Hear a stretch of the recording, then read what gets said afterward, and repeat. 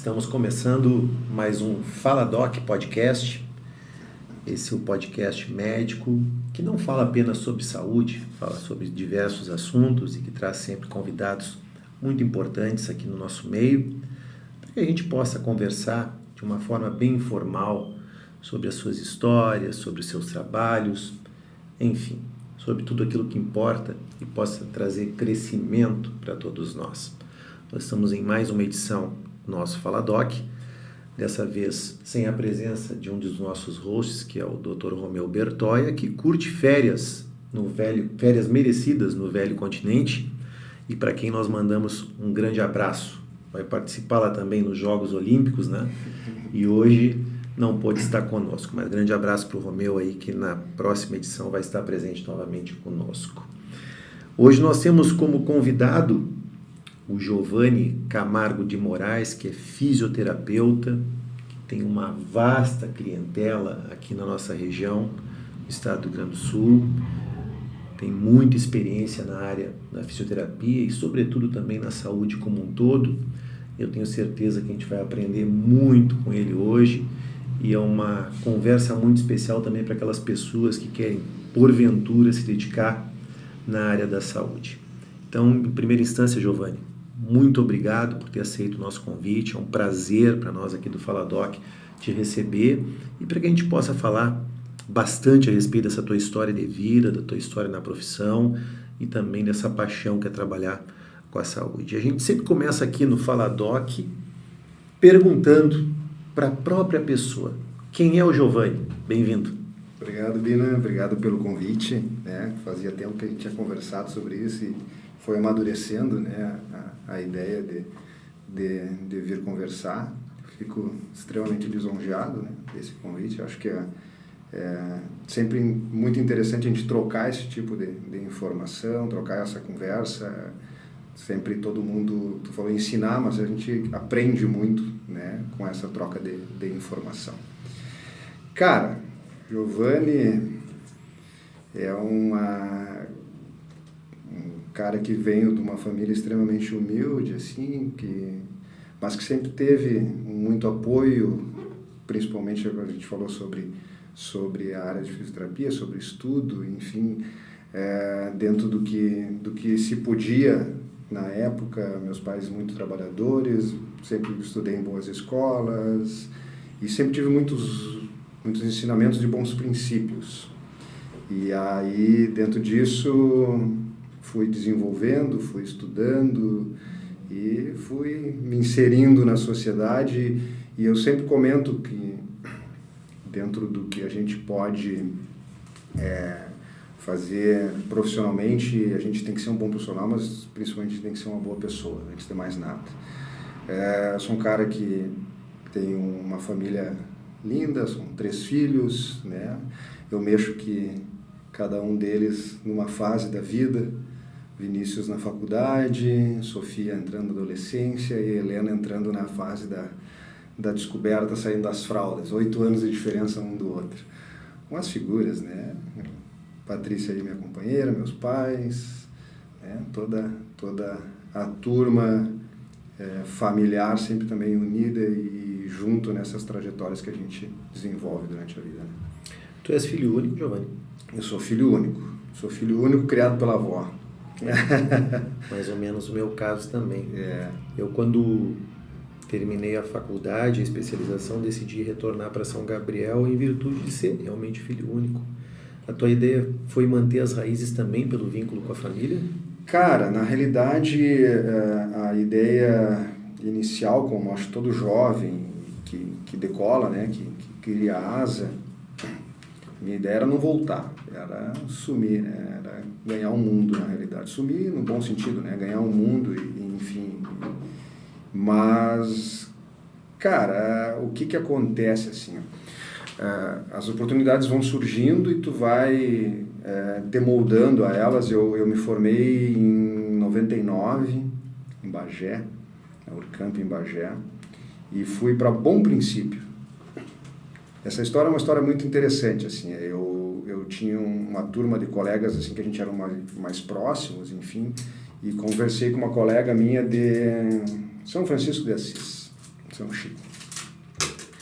E na época, pouco acesso à internet, raros telefones, enfim, liguei por conselho, Conselho Regional de Fisioterapia, e peguei uma lista das cidades onde tinha fisioterapeutas e alugamos um carro e fomos a Feliz. Chegamos em na Feliz, e tinham chegado 2 colegas uma semana antes, montado uma estrutura, e aí a gente percorreu a região, aquelas cidades, na época também não tinha muito acesso rodoviário, a 122 estava em duplicação, enfim, aí a gente peregrinou para algumas cidades ali e acabamos ficando em Bom Princípio. Isso em final de 99, meio de 99. No final de 99 eu recebi um convite, na época, para vir para cá para trabalhar na Urcamp.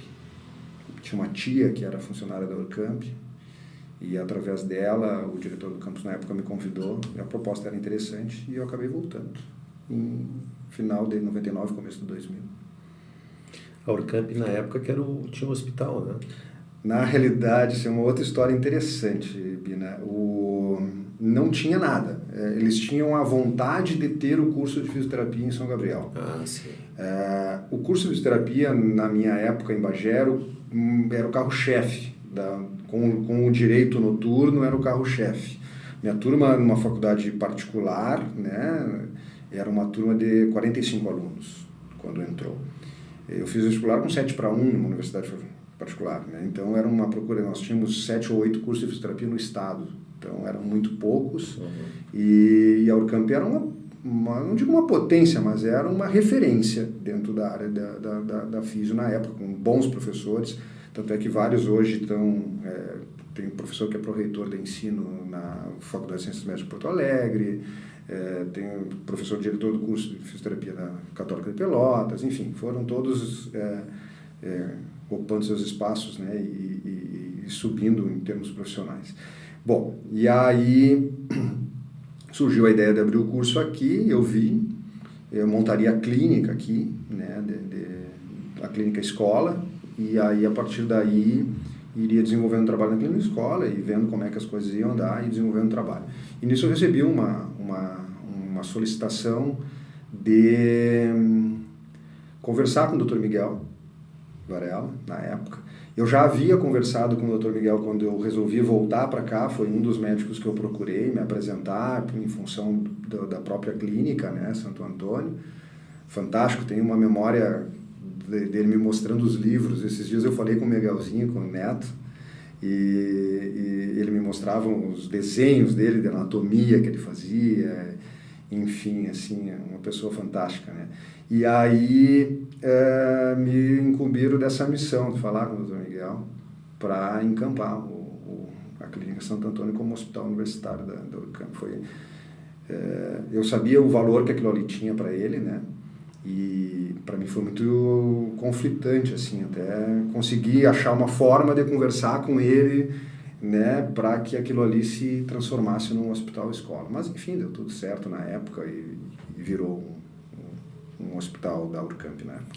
Sabe que é interessante, a gente vai conversando e as coisas vão se aproximando. Quando eu vim também para São Gabriel fazer algum estágio aqui na Santa Casa, o primeiro que me recebeu foi o Dr. Miguel. Curiosamente, foi quem fez meu parto, né? E na época era o pediatra que a mãe me levava, então ele tinha ali uma ficha que tinha mais ou menos umas 40 consultas minhas, né? Quando eu retorno a São Gabriel, ele tinha sido fundador da Associação dos Diabéticos de São Gabriel. Que interessante. E ele disse para mim, porque era um homem com um engajamento na área da saúde fantástico, né? O Dr. Miguel Vinhas Varela, para quem está nos acompanhando aí, ele, quando tu fala que ele te mostrou o livro dos desenhos, ele mostrava pra gente também, ele tinha um álbum com as fotografias dos procedimentos que ele fazia, né? Não cheguei a ver. É fantástico, dos procedimentos, um cara muito metódico, que construiu aquela superpotência que é aquela clínica Santo Antônio, né? Imagina para uma década de 70 construir aquilo. Sim, né? Com bloco, né? Com cirurgias pequenas, raio-x, tudo, né? Impressionante. Então, uma pessoa que eu acho muito bacana tu ter citado, assim, que merece nosso reconhecimento aqui no Fala Doc Podcast também. E ele, quando me passou a presidência da associação, ele me deu de presente a minha ficha médica. Assim, tá, agora tu não precisa mais de mim, cumpri minha missão, tá aqui tua ficha médica. Eu tenho até hoje lá a ficha com as minhas consultas e tal. Uma pessoa fantástica, doutor Miguel Varela. E naquele tempo ali, Giovanni, a clínica chegou a funcionar. Por um bom tempo, tu prestavas atendimento ali na área da fisioterapia para pacientes internados? Sim. Atendi. Não, eles não tinham um serviço de fisioterapia, né, ainda estipulado, assim, mas a gente fazia os atendimentos ali. Eu atendi vários pacientes lá, fazia todo o acompanhamento dos pacientes ali. Isso acho que perdurou uns 4, 5 anos ainda, né? Isso deve ter ido até 2005, mais ou menos. Eu me lembro de fazer alguns atendimentos eventuais, mas fazia a cobertura da clínica Santo Antônio também. E a tua ligação com a Urcamp foi essa, então, inicial, de chegar em São Gabriel e já... Sim, eu sou um egresso da Urcamp, né? Mas quando tu voltaste para cá? Sim, foi o motivo de retorno a São Gabriel foi a Urcamp. E antes de falar propriamente na tua vida dentro do consultório, da tua clínica e tudo mais, essa vivência dentro da universidade, ela te encanta ou não?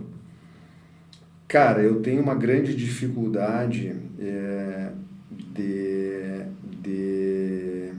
lidar. Tem algumas coisas que me incomodam. É difícil de tu conseguir expor isso de uma maneira que não se torne, de certa forma, antipática, mas assim, eu tenho uma grande dificuldade de lidar com a falta de interesse. Tá? Eu acho assim, eu tenho um exemplo de um colega, cara. Ele era um cara fantástico, assim, um cara mais velho na época, né, mais velho que nós, assim, na média da faculdade, e era um cara que tinha algumas limitações de aprendizado. E eu nunca vou me esquecer de uma situação. Nós estávamos estudando Fisiologia 2, né, Fisiologia Renal. Bom, tu sabe o quão a Fisiologia Renal é uma coisa complicada, né, alça de Engle, todas aquelas entra, sai, absorve, excreta, e aquilo era muito complicado, e a gente estudando e discutindo, e uma hora ele disse, não, vamos embora. O que houve, cara? Não consigo acompanhar vocês. Eu tenho uma dificuldade. Eu vou para casa, vou estudar, depois eu venho. E depois ele voltou e desenvolveu e foi embora. Formou tranquilo, tudo. Então, e hoje tu vê muito pouco isso, tu entendeu? Eu acho que as coisas estão muito superficiais. E te digo assim, dentro da fisioterapia, mais ainda. Eu tive uma formação muito interessante no sentido de base, de muita anatomia, muita fisiologia, muita fisiopatologia, muita clínica da área médica principalmente, para depois eu entrar dentro da fisioterapia. Eu costumo dizer que dentro da grade curricular que a gente desenvolveu na época, era muito fácil estudar a fisioterapia, porque quando tu chegava para fazer a fisioterapia, tu tinha toda uma base. Então, tu fazer a fisioterapia, tu sabendo no que tu está fazendo, sabendo com que tu está lidando, com a fisiopatologia do que tu está fazendo, facilita muito, é barbada. E hoje isso não existe, hoje ficou muito generalista, existe muito fazedor de técnica e pouca ensinamento clínico, e acho que isso na vida universitária me afasta um pouquinho dela, assim, sabe? Tanto é que nunca tive interesse em fazer mestrado, partir para pós-graduação, nunca tive interesse em fazer doutorado, porque não pensava muito nisso em função disso aí. E como é que entra a fisioterapia na tua vida? Tu ali, filho único, diz que fez um ensino fundamental bom, um ensino médio bom também, tu disseste. Como é que entra a escolha para um jovem, né, no final da adolescência, optar por uma área tão bacana da saúde? Como é que entrou isso na cabeça do Giovanni? Como é que foram os primeiros anos? E eu faço essas perguntas, a gente sempre faz, porque tem muitos jovens aqui que nos acompanham, que estão em fase de decisão também, né? Se vão optar por área exata, se vão optar por humana, e eu acho importante esses depoimentos. E é uma decisão muito difícil, né? Porque normalmente tu só vai ter uma noção se realmente é o que tu quer depois que tu tá lá dentro. É uma coisa extremamente complicada. Cara, eu tinha uma uma ideia de que eu queria ser um profissional de saúde. Então, numa época, eu estou falando aí de 1990, 80 e fim 90, em que a grande maioria tu quer saúde, tu vai ser médico. Então, a minha primeira ideia, lá jovem, adolescente, era mais ou menos voltada para medicina. E aí, cara, eu estava no ensino médio, mas não estava muito decidido ainda, não sabia muito o que queria. E aí, no ensino médio, eu sofri um acidente numa apresentação de gincana do 15. Fiz uma fratura do dedo, e, enfim, do dedo indicador da mão direita. E fui, fiquei o tempo ali engessado, enfim, e fui fazer reabilitação com o Troiano. Ali, a clínica do Troiano era ali na diagonal com o sindicato rural ali. Uhum. E aí, cara, quando eu vi aquele mecanismo de trabalho, aquela interação com o paciente, cara, te encantou? É isso aqui que eu quero. Devia estar no primeiro para o segundo ano, acho. E aí prestei vestibular em 94 ainda, eu fiz um vestibular para testar, assim, e depois 95. Entrei na faculdade em 95. E como é que foi essa descoberta do curso? Porque na época, hoje, a gente tem aí a internet que facilita tudo, né? Quer dizer, ou até dificulta, porque as crianças, adolescentes são expostos a tudo e daqui a pouco tem dificuldade para definir. Naquela nossa época aí dos anos 90, a gente não tinha tanta essa facilidade, né?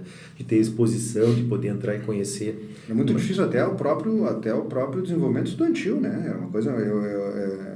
um parênteses dentro do que tu está falando, eu me lembro no meu na época não era TCC, era minha monografia, né, de conclusão, uma mesa desse tamanho na biblioteca, nós tínhamos um laboratório de informática, né, com internet de dial-up, que tu levava uma tarde para baixar um artigo, tu tinha um banco de artigos muito pequenos, não era uma coisa, não tinha um Pedro da vida, não tinha o que se tem hoje, né, de artigo científico, onde tu bota uma patologia e baixa 5.000 artigos, salvava em disquete. Exato. E aí uma mesa desse tamanho, assim, eu fazendo o TCC, e uma hora chegou um professor meu, não sei se tu chegou a conhecer, ou conhece, ele é pediatra em Bagé, Mário Mansur Filho, Máriozinho, era uma figura. O Máriozinho chegou, me bateu nas costas, tu vai ficar louco. Porque tu contou quantos livros abertos tem na tua frente? Era livro, né, cara? Tudo aberto, assim. Outros tempos, né? Tô aqui, né, cara? Cara, mas assim, ó, quando eu... respondendo a tua pergunta, quando eu optei por fazer, é isso aí que eu quero, eu fui atrás para onde tinha, e aí... Pelotas tinha pouquíssimos, como eu te disse, né? Tu tinha o IPA em Porto Alegre, tu tinha o FCM em Santa Maria, tu tinha o Urcamp em Bagé, Unicinos, Ubra acho que não tinha ainda, eram 7, né? 7 ou 8. E Bagé surgiu como uma possibilidade mais viável, assim, até pela Urcamp aqui, tinha a questão da minha tia, que era funcionária aqui, e aí eu optei por fazer o vestibular lá. E essa tua entrada, assim, dentro da Universidade da Região da Campanha, no curso de fisioterapia, chegaste a ter algum choque?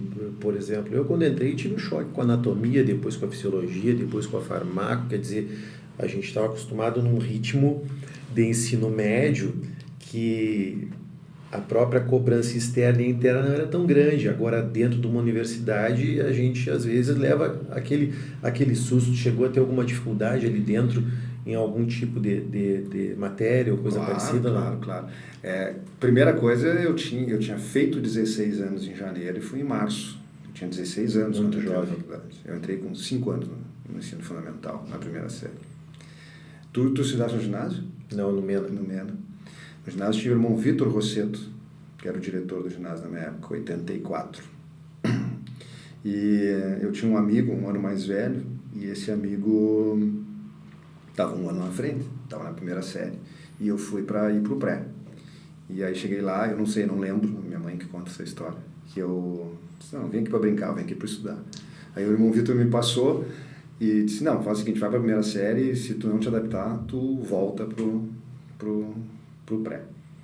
E aí quando eu me formei na faculdade, eu mandei o convite para eles, não deu para voltar, tive que seguir. Então eu acabei entrando com 16 anos. Então a primeira dificuldade foi essa, né? Nós tínhamos uma limitação financeira de locomoção, né? Então a minha família, meu pai e minha mãe me levaram a Bagé, montaram lá o apartamento. Agora é contigo. É contigo. Então essa foi o primeiro solavanco, assim. Mas Bagé é uma cidade acolhedora para estudante, né? É boa. Bagé, eu costumo dizer que Bagé é uma cidade feia, uma cidade velha, né? Assim como Pelotas, né? Mas Bagé é uma Pelotas piorada, né? É uma cidade mais antiga, né? Mas é uma cidade fantástica. Cultura de Bagé é uma coisa fenomenal. Numa época em que não existia mais cinema, Bagé tinha 2, né? Peças de teatro iam a Bagé, shows iam a Bagé. Essa semana eu estava mexendo com o Arguaci, um sócio lá. Tipo, cara, eu fui num show da Shakira em Bagé, velho. Que espetáculo. No Militão, show da Shakira em Bagé. Histórico, né? Histórico, né? Então, assim, tinha cultura, é uma cidade muito acolhedora mesmo. O estudante vive muito a questão das festas e coisa, a noite de Bagé era uma coisa muito boa, assim, é uma referência, Bagé Pelotas, né? Então, mas assim, dentro da universidade, cara, a parasitologia me judiou muito. Parasito tinha até ele é vivo ainda, já um senhor com bastante idade, era veterinário, nos deu isto e parasito. Parasito é um horror. O parasito para mim foi um caos. E a bioquímica. Bioquímica, eu tive um professor de bioquímica fantástico, que foi o Bioquímica 1 e 2. Tu vê, nós tivemos 2 bioquímicas, né?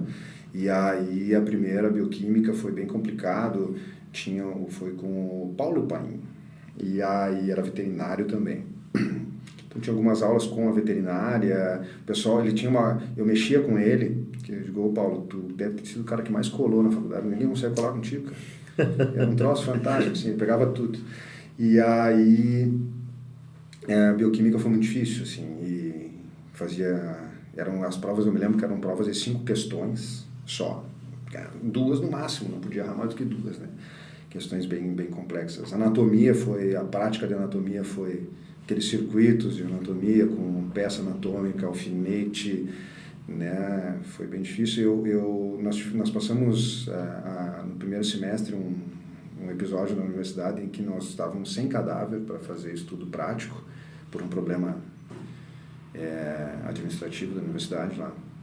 E o legista da cidade era o nosso professor de anatomia. Amin Salim Amin era o nome dela. Era um urologista. E aí eu morava muito próximo à área onde eram feitas as necropsias, né? Então nós acompanhávamos ele, né? Eu aprendi muito anatomia ali, depois chegaram os cadáveres para dissecação, então a gente aprendeu muito. Anatomia até que não me assustou tanto lá na Splunk, na 2, que foi um pouco mais apertado assim. Mas a parasito foi uma coisa que me marcou, a bioquímica. Depois vai embora, né? Depois as coisas vão andando naturalmente.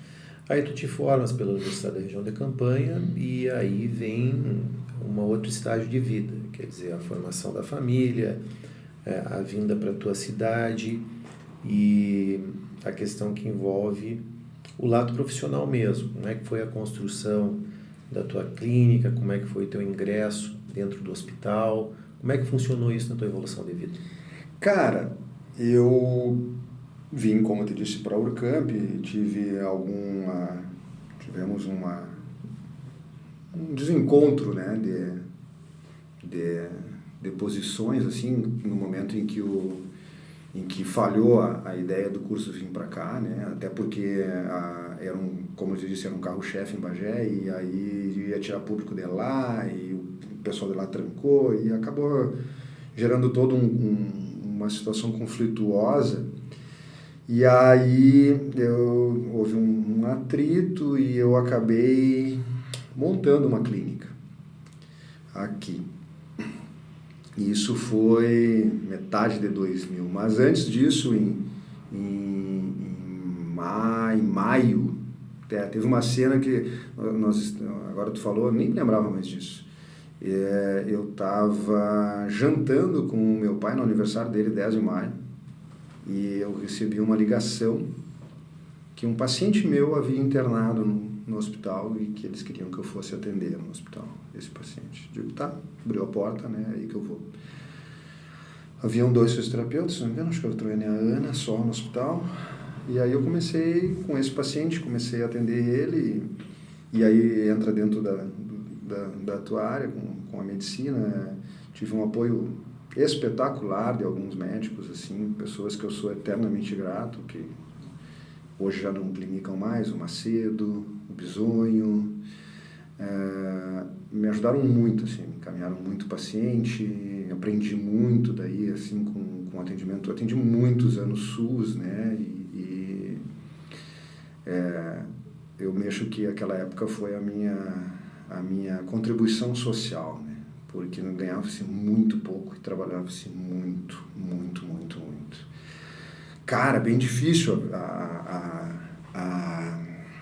imersão hospitalar, assim, porque, cara, era um guri, né? 20 anos, cheio de ideia, querendo mudar as coisas e aí tu bate de frente, muitas vezes, com ideias já enraizadas, muito difícil de tu mudar algumas opiniões, assim. Tem histórias fantásticas, se fosse contar, gerava um livro, assim, de sentar com uma... Mas é essas que a gente quer ouvir, né, Júnior e Carol, que estão aqui conosco. Também, tem uma fantástica, cara. Eu me lembro, assim, ó, que eu cheguei numa unidade e era uma freira, uma técnica. Técnicos de enfermagem eram chefes de setor naquela época, porque não existia enfermeira, eram muito poucos, tinha os auxiliares e tinham poucos técnicos. Os técnicos eram chefes de setor. E essa irmã era uma figura, minha amiga, e ficou. E aí eu chegava na unidade dela e tinha uma sonda de aspiração pendurada, assim, no látex, suja, obviamente. Eu ia lá, pegava o sonda, estava fora.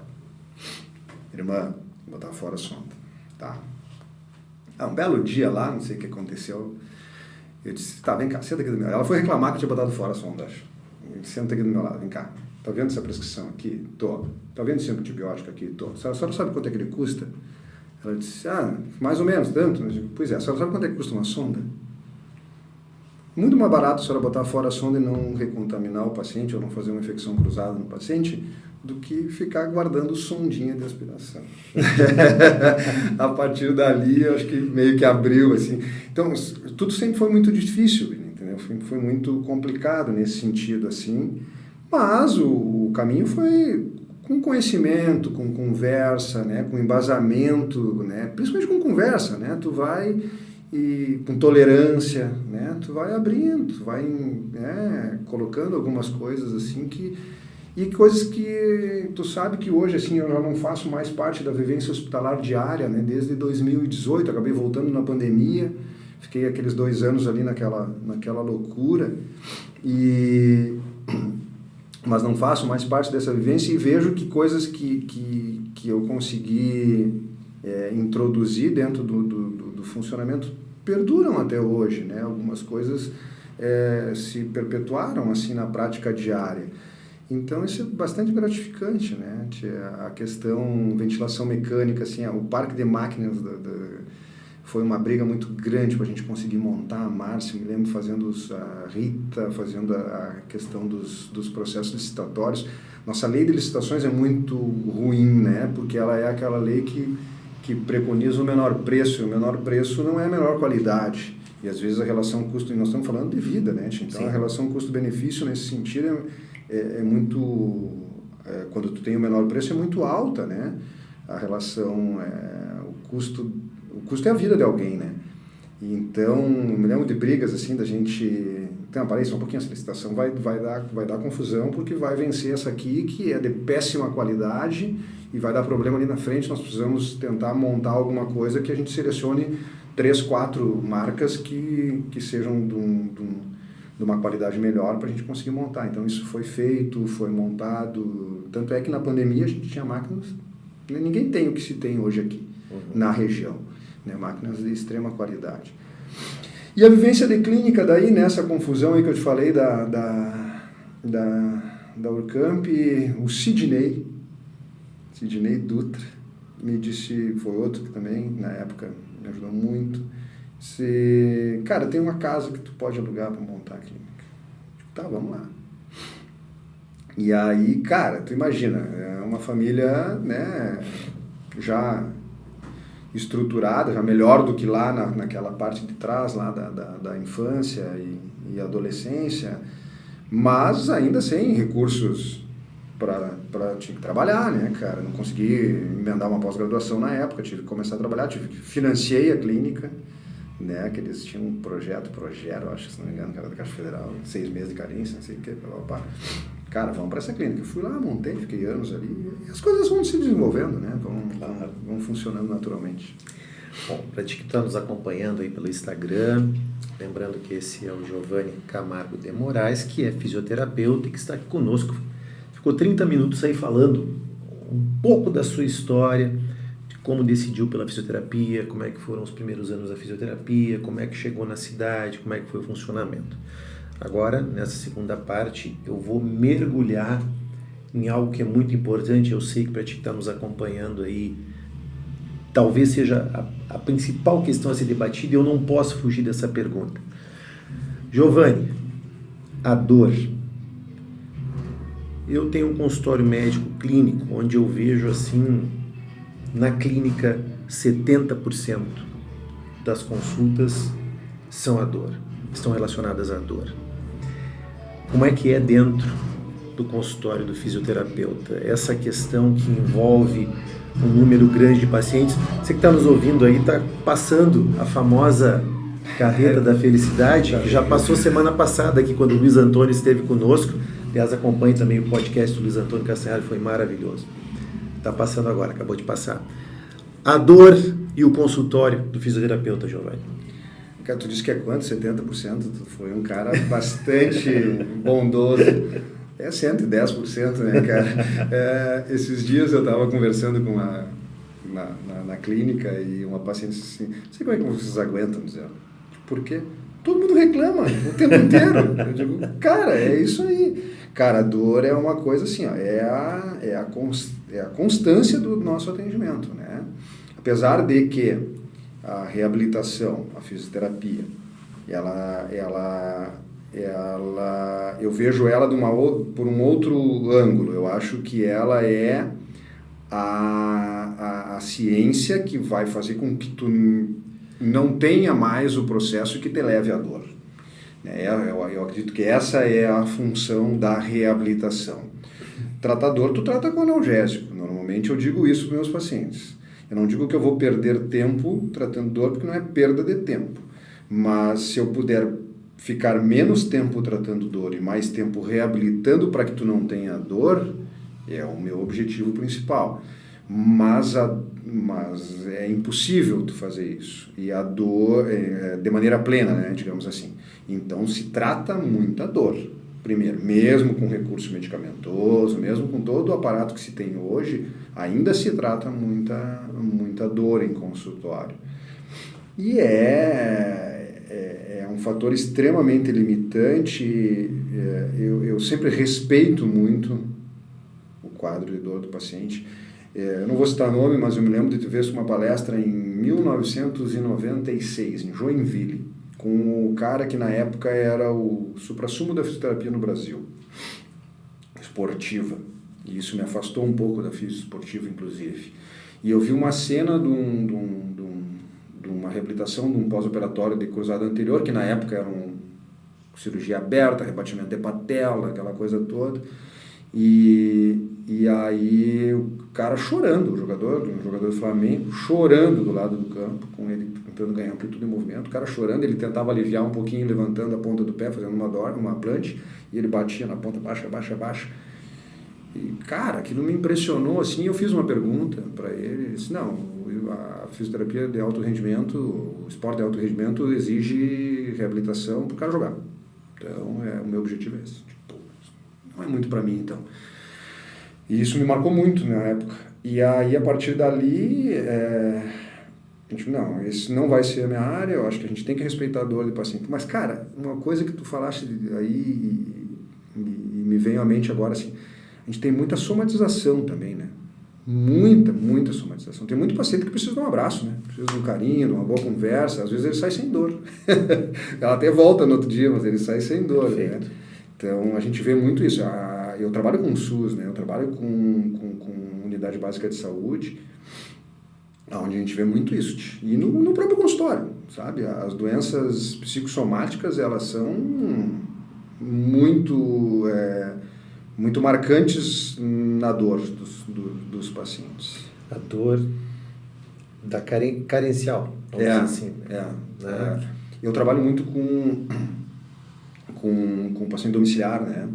Então, eu mexo que no paciente domiciliar, tu falou agora, fugindo um pouco de dor, né? Mas no paciente domiciliar, tu trata muito mais a família do que o paciente, né? Porque tu te envolve, tu te insere no meio do meio familiar, e são tragédias familiares, muitas vezes, que tu convive, né, cara, com pacientes acamados, enfim, com complicações, né, que mudam toda uma estrutura familiar para que se trate daquele paciente. Então, essas dores da alma, né?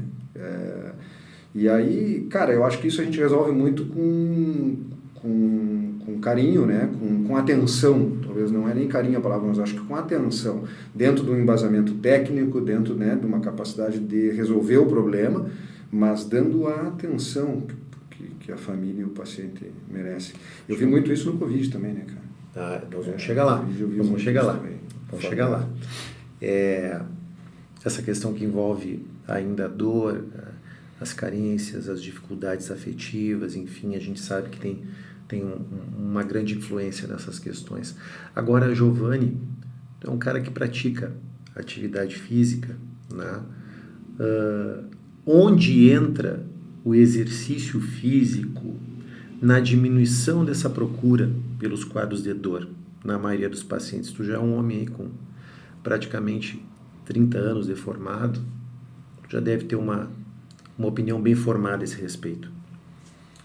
Cara, a gente não foi feito para ficar parado. Isso é claro, isso é clássico. Tá? Isso é um norte que tu tem que tomar. Eu costumo dizer que o grande segredo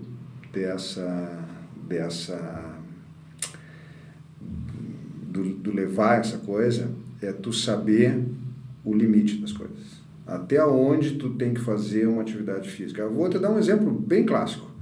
Uma artrose. Seja qual for a articulação. Vamos botar uma artrose de joelho, uma gonartrose, uma artrose de uma articulação que sofre de carga.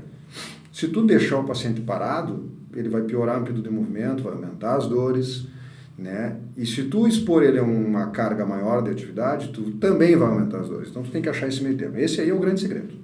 Cada caso é um caso.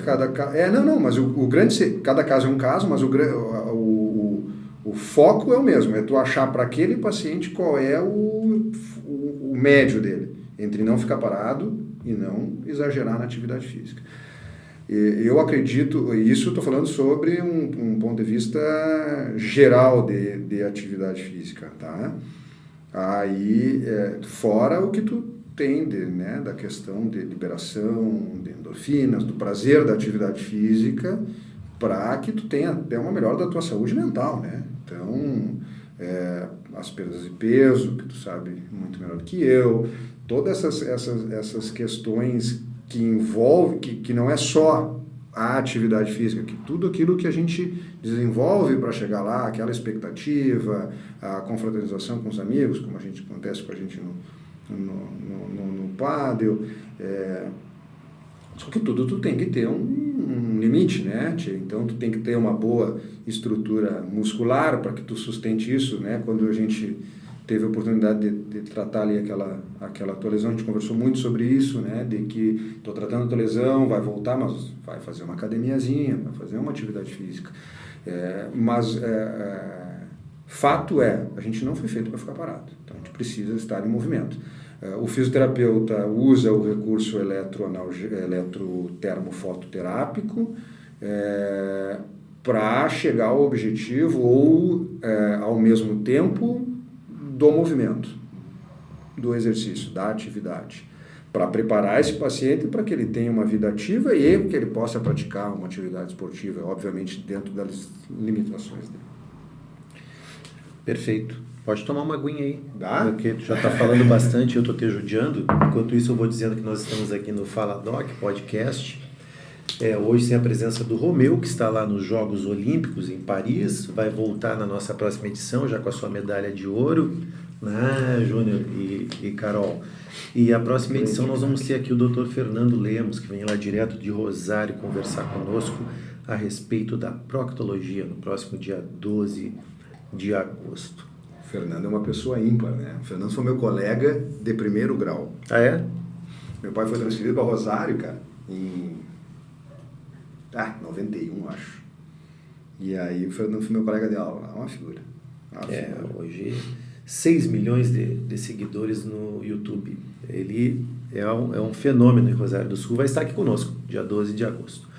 Voltando, Giovanni, o que mais te emociona do teu trabalho? A vitória dos pacientes. A persistência desses caras. Cara, eu vou te dizer assim, ó, eu não aguentava metade que esses caras aguentam. Eu tenho um caso, cara, que exemplifica muito isso. Eu tenho um paciente, meu colega de profissão, sofreu um grave acidente, graves sequelas. E ele é um paciente que é meu há pelo menos 10 anos. Os pais, já de mais idade, sustentaram a fisioterapia desse guri, e não estou falando nem de valores, eu estou falando de persistência, de manter a fisioterapia, de serem persistentes na fisioterapia, 2 a 3 vezes por semana, ininterruptamente durante todo esse período. Quando a gente começou a atender esse menino, ele era um bloco, assim, ele virava para um lado, virava para o outro, parecia um bloco, não tinha nenhuma dissociação de cintura, não tinha nada. Eu tenho vídeos desse menino de 2018 para cá. 2018, a primeira caminhada que eu consegui... primeira tentativa de caminhada que eu consegui fazer com ele. O acidente dele foi em 2008, final de 2008 para 2009. E 10 anos depois, então, né? Primeira caminhada com grande dificuldade, 1 ano depois, hoje ele caminha sem apoio. Claro, curtas distâncias, aquela coisa. Mas nós estamos falando, cara, de 16 anos de evolução. 2 vezes, 3 vezes por semana, vamos lá, repete. Os pais, infelizmente, hoje não vivem mais, não viram essa vitória dele, mas fizeram tudo, encaminharam tudo para que ele fizesse. Então, cara, o que mais me emociona hoje é tu conseguir ver o paciente, cara, eu tô sem dor, voltei a praticar o meu esporte, cara, eu tô conseguindo caminhar. Sabe, hoje eu não preciso mais de apoio para ir no banheiro, né? Hoje eu tomo meu banho sozinho, sabe? São coisas que pra gente muitas vezes se torna cotidiano, que quando tu tem um problema mais grave se torna um dilema, assim. E aí tu começa a dar valor a essas pequenas coisas. Então a liberdade que tu proporciona, esses dias eu comentei com um paciente, isso aqui, eu dei um andador para ela. Isso aqui é a tua liberdade. Tu não vai precisar mais que alguém te leve no banheiro, que te dê banho na cama. Isso aqui é a tua liberdade. Levanta, vambora. Sai daí. Então, e agora essa semana passei no caminhão no andador. Cara, isso não tem preço. Com certeza. Isso tem valor, na verdade, não tem preço. No início do ano de 2020, acho que março de 2020 foi diagnosticado o primeiro caso no Brasil. Não, fevereiro. Final de fevereiro, né? É. Covid-19, aí se criou uma força-tarefa, né, que englobou o país inteiro, o mundo inteiro, e São Gabriel não foi diferente. E nós chegamos a trabalhar juntos, inclusive no caso de um paciente. O que mudou participar de um momento tão duro, individual e coletivo que foi a pandemia? Tudo. Para mim, tudo. Muda a tua perspectiva de vida. Muda a tua visão de como as coisas se desenvolvem. De como tu tem que conduzir as coisas. Tu começa a dar valor para coisas que tu nem imaginava que tu pudesse. Tu começa a ter... acho que uma palavra que para mim sempre foi muito difícil pessoalmente e que se tornou muito evidente durante a pandemia, foi tolerância. Eu aprendi a ser tolerante com a pandemia, que eu não era. Então mudou tudo para mim. Mas isso, para mim, pessoalmente, eu trouxe isso como sendo, eu não preciso mudar aqui, é isso aqui que eu preciso mudar. Mas mudou tudo. Muda a tua perspectiva, muda a tua visão de como as coisas acontecem assim. E naquele momento estivesse envolvido tanto dentro da CTI como também dentro do hospital, na questão do tratamento dos pacientes e reabilitação também, né? Chegou a ficar envolvido full time ali? Full time. Cara, foi o caos, né? Foi... me lembro comentaste aí, foi fevereiro, o primeiro caso. O estado do Rio Grande do Sul parou em 18 de março de 2020. Porque no dia 13 de março teve um Grenal da Libertadores, tu te lembra? Isso. E eu tava lá. Eu, o Arguaci, o Fábio, o Baldasso, meu colega, o Lineu, Gineco. E naquele estado, naquele jogo, a coisa espalhou. 5 dias depois, o estado parou. Né? Dia 18 parou tudo. Pânico inicial, estudei muito.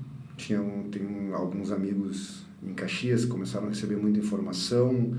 O que a gente tinha na época eram as informações que vinham da Itália, que foi aquele caos também, né? E estudei muito, muito, muito. Aproveitei aqueles dias para estudar.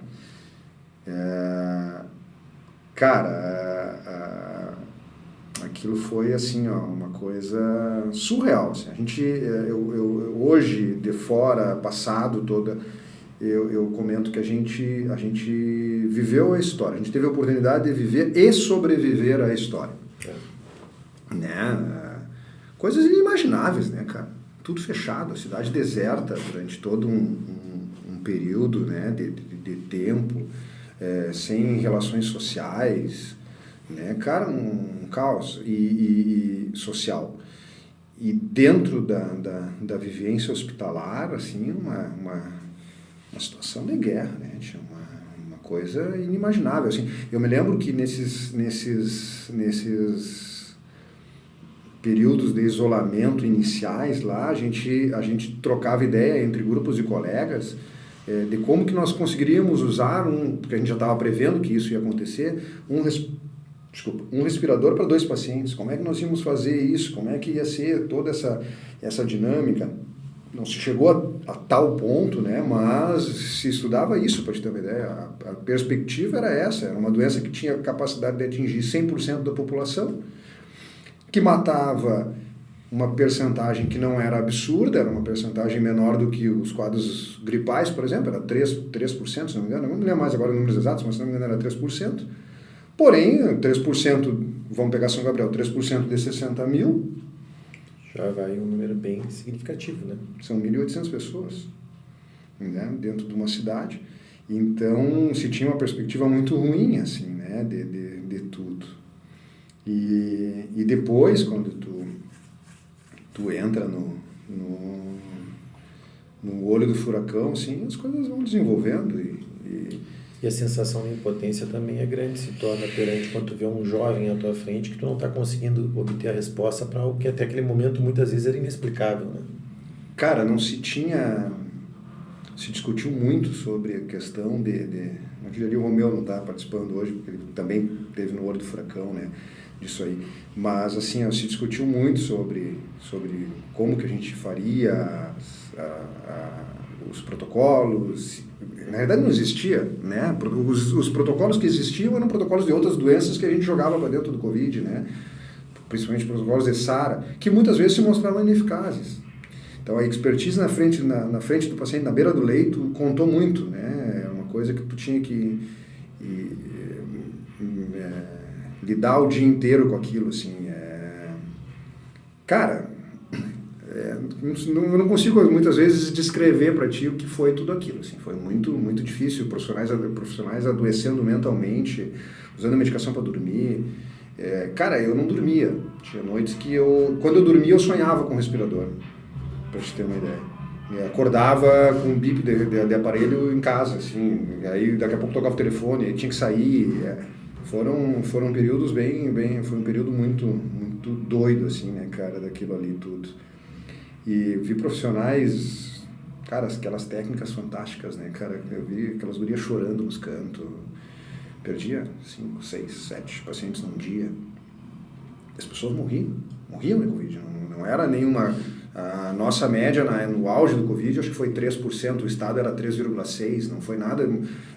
hoje eu estava comentando isso, assim, o índice... hospitais de ponta conseguiram diminuir um pouco o índice aumentar o índice de sobrevivência, mas a grande maioria foi na média. Só que a média para uma doença que atinge 100% da população era muito alta, né, cara? Quem não teve um conhecido, um parente, alguém que acabou morrendo de Covid? O que mais me impressionava, assim, Giovanni, era a questão de que, por exemplo, eu atendia ali no Gripão uma pessoa com 32 anos, na quinta de tarde, no sábado de manhã ela já estava entubada e no domingo indo a óbito. Então, quer dizer, puxa vida, mas daqui a pouco essa pessoa nem comorbidade tinha, entende?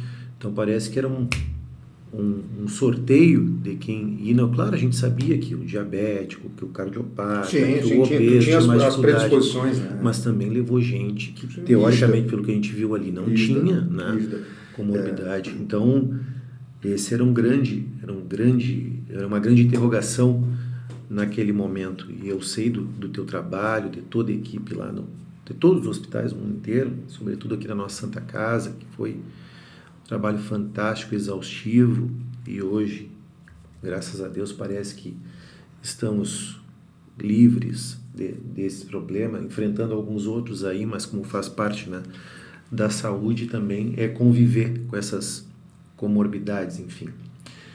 Nós já estamos chegando praticamente ao final dessa conversa, mas eu queria, antes de encaminhar o final, deixar aqui esse espaço, Giovanni, para que tu conversasse um pouquinho a respeito do teu trabalho atual. Tu tens uma fisioclínica, temos um sócio, grande Arguaci, grande amigo nosso, parceiro, você atende um volume muito grande de pacientes, fui muito bem atendido lá e indico para todo mundo. Trabalhas também na unidade Brandão Júnior. Fala um pouquinho dessa tua realidade, quem quiser encontrar o Giovanni hoje em dia para falar a respeito, tem algum problema, onde é que pode encontrar? Tá.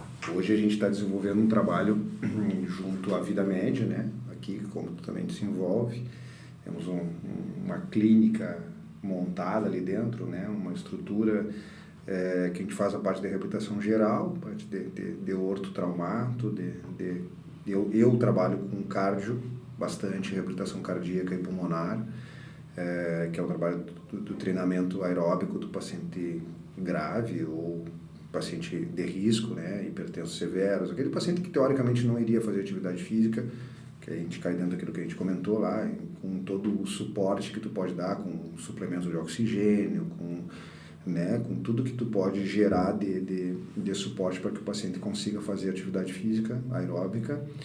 Trabalho bastante com cardio, trabalho com traumato, que são as minhas duas especializações, né? Eu tenho especialização em cardiorrespiratória, que foi feita no Instituto de Cardiologia, fantástica, assim, uma especialização em traumato, também, que abriu também um leque muito grande, assim, de tratamento para mim.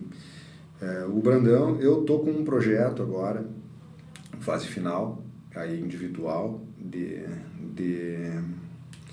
trabalho, que é abrir um espaço para essa reabilitação ficar um pouco mais focada, né? E algumas coisas, alguns atendimentos na área da traumato. Isso deve estar saindo daqui a uns 15, 20 dias. Trabalho com a apneia do sono, né? Importante. Hoje em dia, né? Sempre foi muito subdiagnosticada, né, a questão da apneia do sono.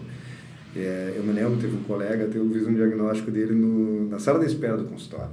Ele tinha levado o filho, que tinha ficado fez uma fratura. Cheguei na sala de espera para falar com ele, ele estava dormindo. Não, para aí, tá errado isso aqui. Vem cá, vai fazer uma polissono. Solicitei uma polissono, voltou a apneia grave. Né? Foi direto para o CPAP, né? Que é o tratamento... E as relações com doença cardíaca são muito grandes. Muito grandes. E com as doenças metabólicas também, né? A questão toda do sono envolver, né, aquela reposição, aquela organização hormonal, né? E as doenças silenciosas, as cardíacas, a própria diabetes. Os pacientes diminuem o uso dos antihipertensivos e até das medicações para diabetes quando eles conseguem controlar a apneia, né?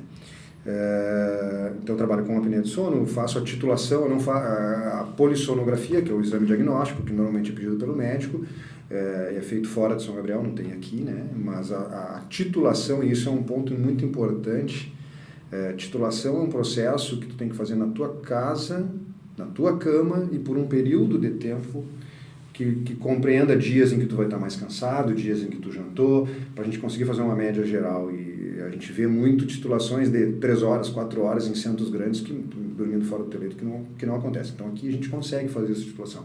O paciente leva o aparelho para casa e usa na casa dele 5 a 7 dias, é feita uma média da pressão para depois tu indicar o aparelho que ele usa.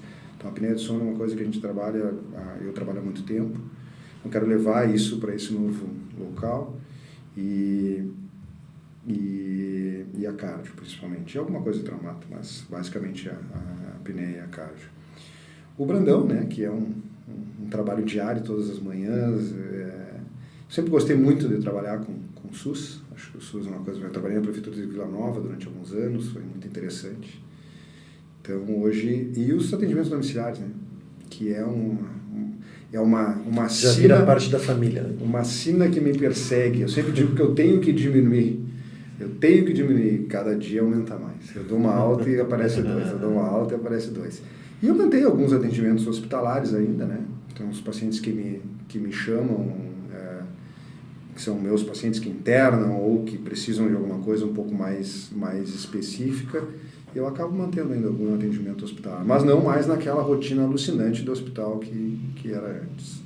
Mas mantenho, gosto da urgência ainda, acho uma coisa interessante, aquela adrenalina ainda mexe comigo. Não é mais aquela coisa, o Covid me deu para aí, vamos devagar, mas gosto da urgência, gosto da emergência e gosto do desafio do paciente crítico, do paciente grave, assim, acho interessante. Mas não é mais a minha rotina diária. Mas já dá um bom trabalho, né, Júnior? Dá.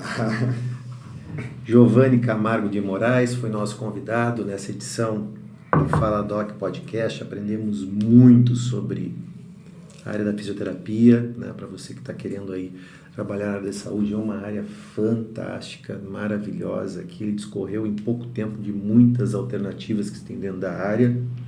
Te perguntei o que mais te emocionava na tua profissão, o que mais te emociona na vida?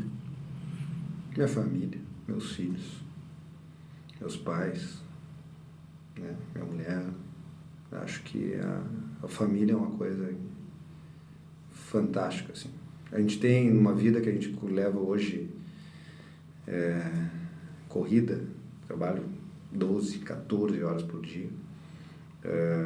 Às vezes a gente dedica menos tempo do que deveria, né? Então, mas é uma coisa fantástica, assim, a vivência familiar. Como eu te disse, meus filhos estão um em cada fase da vida, é uma coisa encantadora, assim, é preocupante por algumas coisas, mas é encantadora por outras, né?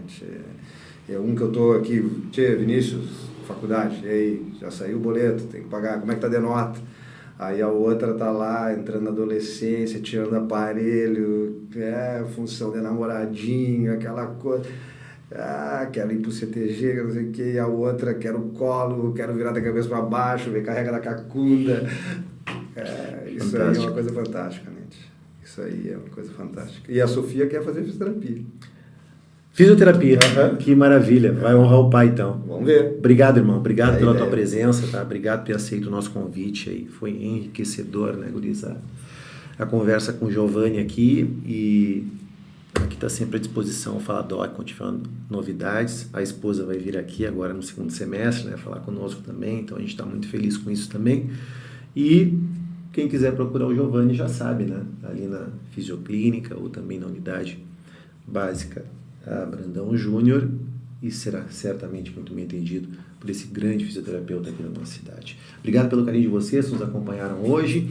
Essa edição vai para o Spotify em aproximadamente 2 semanas, né, Júnior?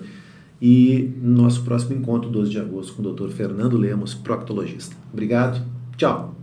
Tchau, obrigado. Valeu, irmão. Show, cara.